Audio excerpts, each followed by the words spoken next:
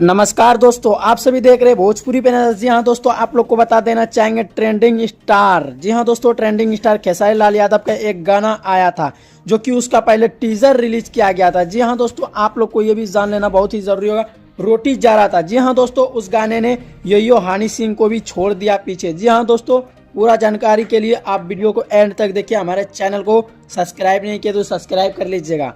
जी हाँ दोस्तों, आप लोग को बता देना चाहेंगे ट्रेंडिंग स्टार यानी भोजपुरी का जाने माने यूट्यूबर नहीं बल्कि singer hit machine Khesari Lal Yadav का एक गाना आता है महज 9 दिन पहले, रोटी जा रहा था। जी हाँ दोस्तों, आप लोग को बता देना चाहेंगे आखिर इस गाने ने हनी सिंह को कैसे पिछाड़ दिया। जी हाँ दोस्तों, ये चौंकाने वाली बात है कि हनी सिंह को आखिर कैसे इस गाने ने पीछे छोड़ दिया।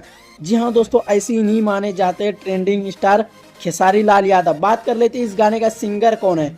जी हाँ दोस्तों, इस गाने की सिंगर है खेसारी लाल यादव और सतीश भारती। जी हाँ दोस्तों, फैक्ट में आते हैं विशाल भारती। बात करते हैं कि आखिर इस गाने को लिखा किसने था। लिखा था इस गाने को विशाल भारती ने और म्यूजिक दिया है विकेश यादव। जी हाँ दोस्तों, आप लोग को यह न्यूज़ कैसा लगा?